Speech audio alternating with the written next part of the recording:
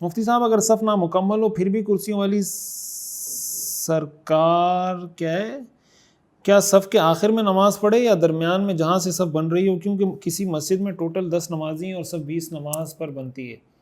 دیکھیں بس جب آپ نماز کے لیے کھڑے ہیں اس وقت سب سے آخر میں رکھ دیں، باقی اگر اس کے بعد کوئی آ کے کھڑا ہو جاتا ہے تو کوئی مسئلہ نہیں ہے۔ مفتی صاحب میں مسعود عالم انڈیا، میرا سوال یہ کہ برتھ ڈے منانا، برتھ ڈے کی مبارکباد دینا، برتھ ڈے کی تقریب میں شرکت کرنا کیسا ہے؟ مسعود عالم انڈیا سے۔ یہ ٹھیک نہیں ہے، برتھ ڈے منانا، ہیپی برتھ ڈے اور اس کا کیک کاٹنا ساری ہندوانہ رسمیں ہیں۔ اس کے پیچھے جو آپ پیچھے اگر جائیں نا، اس کی ہسٹری دیکھیں، یہ شروع کیسے ہوا، اس کی تاریخ کیا ہے، تو آپ حیران و پریشان ہو جائیں گے کہ یہ شروع کہاں سے ہوا، اور ہمارے سارے مسلمان اس میں لگے ہوئے ہیں۔ دوسری بات یہ کہ آپ برتھ ڈے منا رہے ہوتے ہیں تو آپ کی زندگی کا 1 سال کم ہو گیا، آپ کو خوشی منانے کا ٹائم ہے یا یہ غم کرنے کا موقع ہے؟ اور اگر خوشی منانی تھی تو 2 رکعت نماز پڑھ لیتے کہ اللہ تیرا شکر ہے آج تک تو نے مجھے صحت سے رکھا، بیماری سے محفوظ رکھا، وغیرہ وغیرہ۔ تو یہ کون سا پتہ نہیں کہاں سے ہمارے یہاں ساری چیزیں آ گئی ہیں۔ بھائی آپ ساری زندگی تو شکوے شکایتیں کرتے رہتے ہیں، میرا کاروبار نہیں ہے، میری جاب نہیں ہے، میرے پاس پیسے نہیں ہیں، میں جناب خوار ہو گیا، میں ذلیل ہو گیا، میں تو میری کوئی عزت نہیں ہے، فلاں نہیں ہے، فلاں نہیں ہے، اور برتھ ڈے والے دن کیک کاٹ کر ہیپی برتھ ڈے۔ تو یا تو آپ پہلے جھوٹ بول رہے تھے یا ابھی جھوٹ بول رہے ہیں، یا تو آپ جو پورا سال رو رہے پیٹ رہے تھے کہ میں خوش نہیں ہوں، میری جاب نہیں ہے، فلاں فلاں، اور یا ابھی ہیپی برتھ ڈے کا کیا مطلب؟ اگر اتنے ہی آپ ہیپی ہیں تو یہ 1 سال تک شکوے شکایت کس چیز کے کرتے رہیں آپ؟ دوسری بات یہ ہے کہ یہ جو آپ برتھ ڈے پر خوشی منا رہے ہیں، یہ خوشی منانے کا موقع ہے یا غم کرنے کا موقع ہے؟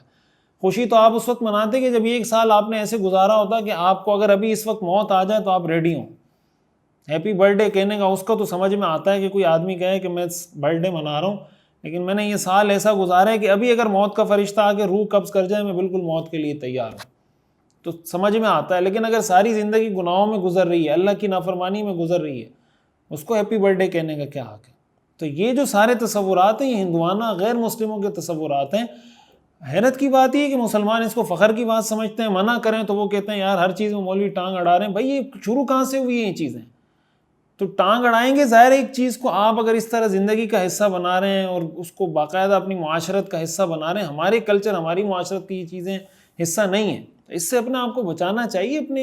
اپنے بچوں کو خوشی دینے کا کیا یہ ایک ہی طریقہ ہے کہ آپ ان کی برتھ ڈے سیلیبریٹ کریں، یا اپنے دوستوں کو خوشی دینے کا ایک ہی طریقہ ہے کہ آپ اس کی برتھ ڈے سیلیبریٹ کریں، اور کوئی طریقہ نہیں ہے کسی کو خوشی دینے کا؟ ویسے ہی جا کے کسی کو 10,000 روپے کیش دیں، وہ آپ سے اتنا خوش ہو جائے گا کہ برتھ ڈے سیلیبریشن سے وہ اتنا خوش نہیں ہوگا۔ تو اور جو صحیح طریقے ہیں اس کو اڈاپٹ کریں۔ اگر ایک انگریزوں کا ایک طریقہ چلا آ رہا ہے غیر مسلموں کا، اور پھر اس کی جو ہسٹری ہے وہ بھی بہت بھیانک اور غلط ہے، تو اس سے تو اپنے آپ کو بچانا چاہیے۔ محمد ذاکر حسین سہارنپور انڈیا سے پوچھتے ہیں مفتی صاحب السلام علیکم، حضرت کا ایک تاجر اپنے سامان پر کتنے فیصد آمدنی لے سکتا ہے؟ دیکھیں اس کا تعلق مارکیٹ سے ہوتا ہے کہ مارکیٹ میں کس چیز کا مطلب عرف کیا ہے، اس میں اس کو دیکھنا چاہیے۔ باقی شریعت نے کوئی ایسا خاص اس کی حد بندی نہیں کی کہ آپ 10% لے سکتے ہیں یا 20% لے سکتے ہیں، 30% لے سکتے ہیں۔ ہاں وہ چیزیں جو انسانی بیسک ضروریات سے تعلق رکھتی ہیں، جیسے گندم ہے، آٹا ہے، چینی ہے، دال ہے، پانی وغیرہ وغیرہ، اس طرح کی جو چیزیں ہیں، اس کو ایسی صورتحال میں مہنگا کر کے بیچنا کہ وہ چیزیں مارکیٹ سے شارٹ ہوں، اس کو ہم ذخیرہ اندوزی کہتے ہیں۔ تو حدیث شریف میں اس پر تو لعنت کی گئی ہے، آپ نے فرمایا المحتکر ملعون۔ تو اس میں اگر آپ ریٹ بڑھا کے بیچ رہے ہیں، یہ تو لعنتی کام ہے، لعنت والا کام ہے، ناجائز ہے، گناہ ہے، آپ صلی اللہ علیہ وسلم نے اس سے منع فرمایا۔ باقی اگر ایسی کوئی سچویشن نہیں ہے، پھر کوئی آدمی اگر ذخیرہ اندوزی کرتا ہے، مثلا کسی نے بہت زیادہ گندم لے کے رکھی ہوئی ہے لیکن اس نیت سے نہیں رکھی کہ مارکیٹ سے شارٹ ہوگی، مہنگی ہوگی، پھر میں بلیک میں بیچوں گا اور لوگوں کو جناب مہنگے داموں فروخت کروں گا، اگر ایسی کوئی نیت نہیں ہے، مارکیٹ میں آٹا بہت وافر مقدار میں موجود ہے اور یہ لے کے سٹور کر لیتا ہے، یہ گندم لے کے سٹور کر لیتا ہے، تو وہ تو بہرحال جائز ہے۔ یا وہ چیز ایسی ہے جو انسانوں کی بیسک نیڈ میں نہیں آتی، بیسک ضروریات میں نہیں آتی، وہ کوئی لگژری آئٹم ہے، کسی کے کام میں آتا ہے، کسی کے نہیں آتا، بہرحال اس کے لیے کوئی ایسی لمٹ نہیں۔ لیکن اگر آپ اپنی لمٹ کو کراس کر کے چیز مہنگی بیچیں گے تو ظاہر ہے کہ کاروباری لحاظ سے تو وہ آپ کے لیے سوٹیبل نہیں ہے نا۔ آپ اگر ایک چیز مارکیٹ میں 100 روپے کی مل رہی ہے، آپ 150 کی بیچ رہے ہیں، تو ہو سکتا ہے کوئی آدمی ایک دفعہ آپ سے 150 کی لے گا، لیکن بعد میں جب اس کو پتہ چلے گا کہ یار وہاں 100 کی مل رہی تھی، اس نے 150 کی دی ہے مجھے، تو وہ پاگل تو نہیں ہے کہ دوبارہ آپ کے پاس آئے گا۔ لیکن اگر آپ 100 کی بیچیں گے تو ہو سکتا ہے آپ کی کوالٹی سے مطمئن ہو، کام سے، تو وہ آپ کے پاس دوبارہ ہے۔ تو ان ساری چیزوں کو دیکھ کر ہی آپ فیصلہ کریں۔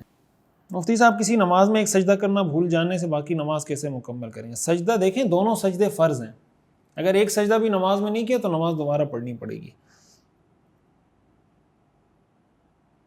اچھا جناب، مفتی صاحب اگر جماعت کی نماز میں لیٹ ہو جائیں اور دوسری یا چوتھی رکعت میں شامل ہونا ہو تو کیا طریقہ ہے؟ برائے مہربانی تفصیلاً جواب عنایت فرما دیں، بہت سارے لوگوں کو معلوم نہیں۔ حافظ عماد حمزہ سرگودا سے اس کا میں کئی دفعہ جواب دے چکا ہوں، یہ ہمارے یوٹیوب چینل پر اس کی تفصیل بھی موجود ہے۔ ہم نے جو نماز کورس کروایا تھا اس کی پوری پلے لسٹ بنی ہوئی ہے ہمارے یوٹیوب چینل پر، اس کا جو آخری ہمارا سبق تھا، سبق نمبر 11، اس میں اس کی پوری تفصیل موجود ہے۔ مفتی صاحب اگر کوئی معذور ہو، جسمانی کمزوری یا کسی اور وجہ سے اس کے لیے اپنے زیر ناف بال ریموو کرنا انتہائی مشکل ہو، اس لیے وہ یہ کام کسی دوسرے سے کروا سکتا ہے، گناہ تو نہیں ہوگا؟ دیکھیں اگر واقعتاً اس کو ایسی کوئی معذوری ہے، کوئی ایسا مسئلہ ہے کہ وہ اپنے زیر ناف بال صاف نہیں کر سکتا، تو ایسی صورت میں یا تو اگر اس کی بیوی ہے، بیوی شوہر یا شوہر بیوی، وہ تو ظاہر ایک دوسرے کے لیے ویسے ہی حلال ہیں، لیکن اگر ایسا بھی کوئی دستیاب نہیں، مثلا کسی کی بیوی کا انتقال ہو گیا یا اس کی شادی نہیں ہوئی، یا بیوی ہے اس کے شوہر کا انتقال ہو گیا یا عورت کی شادی نہیں ہوئی، تو ایسی صورت میں ایک مرد کسی مرد کے ذریعے، مثلا والد ہے وہ اپنے بیٹے کے ذریعے اپنے زیر ناف بال کی صفائی کروا سکتا ہے۔ اس کی پھر یہ ہے کہ اس طرح کے دستانے پہن لیے جائیں کہ جس میں شرمگاہ کو براہ راست ہاتھ ٹچ نہ کرے، اور حتی الامکان شرمگاہ پر نظر بھی نہ پڑے، کوئی کپڑا وغیرہ اس طرح رکھ دیں تاکہ وہ ضرورت بھی پوری ہو جائے اور آپ کا ہاتھ بھی کسی کی شرمگاہ کو ٹچ نہ کرے۔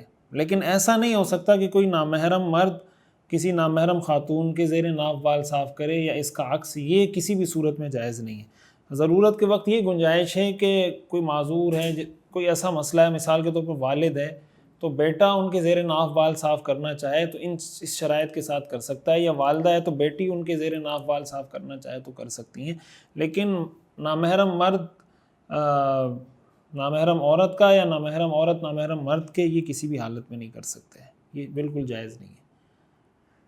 کوئی چیز چوری ہو جائے تو پتہ چل سکتا ہے کہ فلاں نے کی؟ ہمارے محلے میں ایک بندہ تعویذ دھاگے دیتا ہے، چوری ہو جائے تو لوگ اس کے پاس پتہ کرنے جاتے ہیں کہ کس نے کی۔ وہ کرتا کچھ یوں ہے کہ قرآن کے ساتھ کینچی باندھ کر انگلی میں لٹکا کر نام لے کر قرآن سے پوچھتا ہے کہ اس نے کی، اس نے کی، اور کسی کے نام پر قرآن سرکولیٹ کرتا ہوا انگلی سے اتر جاتا ہے تو سمجھ جاتے ہیں اس نے کی۔ مجھے ان باتوں پر بالکل یقین نہیں ہے، لیکن سمجھ نہیں آتی کہ قرآن کیسے، یہ سارا ٹوپی ڈرامہ ہے، سارا بکواس ہے، یہ قرآن کیسے گھوم جاتا ہے، یہ تو قرآن کا بھی ایک طرح سے مذاق آپ اڑا رہے ہیں۔ یہ چور معلوم کرنے کا کون سا طریقہ ہے؟ یہ طریقہ آپ صلی اللہ علیہ وسلم کو پتہ نہیں تھا، صحابہ کو پتہ نہیں تھا، آج تک فقہاء امت کے تابعین کو پتہ نہیں چلا، کسی فقہ کی کتاب میں یہ نہیں لکھا ہوا کہ چور معلوم کرنے کا یہ طریقہ ہے۔ اس طرح کینچی لٹکائیں قرآن سے اور قرآن گھوم جائے اور اس طرف چلا جائے تو وہ چور ہے، اس طرف چلا جائے تو یہ چور ہے۔ سب سے بڑا چور وہی ہے جو یہ حرکتیں کر رہا ہے، اس کو پکڑ کے سزا دینی چاہیے، کوڑے اس کو لگانے چاہیے۔ اس طرح یہ کون سا طریقہ چور معلوم کرنے کا؟ بلا وجہ اس کا مطلب تو یہ آپ کسی کو مجرم قرار دے رہے ہیں، اس کو آپ ملزم قرار دے رہے ہیں کہ اس نے جرم کیا ہے، اور کسی کو چوری کا الزام کسی کے اوپر لگا دینا یہ کوئی مذاق ہے؟ مثال کے طور پر ایک بھائی کو ہوتا یہ بعض اوقات بھائی کو بھائی پہ شک ہو رہا ہوتا ہے، بہن کو کسی دوسری بہن پہ شک ہو رہا ہوتا ہے، بھابھی کو کسی دوسری اپنی نند پہ شک، مختلف شک کر رہے ہوتے ہیں لوگ۔ اب اس کو ویسے ہی شک ہے اور آپ نے بھی جا کے کہہ دیا ساس کو کہ تمہاری بہو نے چوری کی ہے، یا بہو کو کہہ دیا تمہاری ساس، ان کے تو ساری زندگی غارت کر دیں گے آپ، ساری زندگی ایک دوسرے سے لڑتے رہیں گے کہ یہ چور ہے وہ کہے گی یہ چور ہے، وہ کہے گا فلاں پیر صاحب نے بتایا تھا یہ چور ہے۔ یہ سارا پیسے کمانے کا چکر ہے، سارا یہ رانگ نمبر ہیں سارے، ان سے اپنے آپ کو بچائیں۔ ان کو اتنی ویلیو آپ دیں گے اتنا یہ سر پہ چڑھیں گے۔ یہ مسائل سارے نفسیاتی ہیں۔ شریعت کی نظر میں چور معلوم کرنے کا طریقہ یہ ہے کہ گواہ پیش ہوں، گواہ گواہی دیں کہ ہم نے اس کو دیکھا ہے اپنی آنکھوں سے چوری کرتے ہوئے۔ آپ نے کیمرے لگائیں، کیمروں میں دیکھ لیں، یا بندہ قسم کھا لے عدالت میں پیش ہو کر، جو ایک پراپر طریقہ ہوتا ہے انویسٹیگیشن کا کہ کسی چیز کو آپ کیسے اس کی تحقیق کرتے ہیں۔ اس طریقے سے مجرم کا معلوم کرنا یا یہ معلوم کرنا کہ فلاں نے آپ پہ جادو کرایا، فلاں نے آپ پہ جادو کرایا، یہ کہیں سے ثابت نہیں۔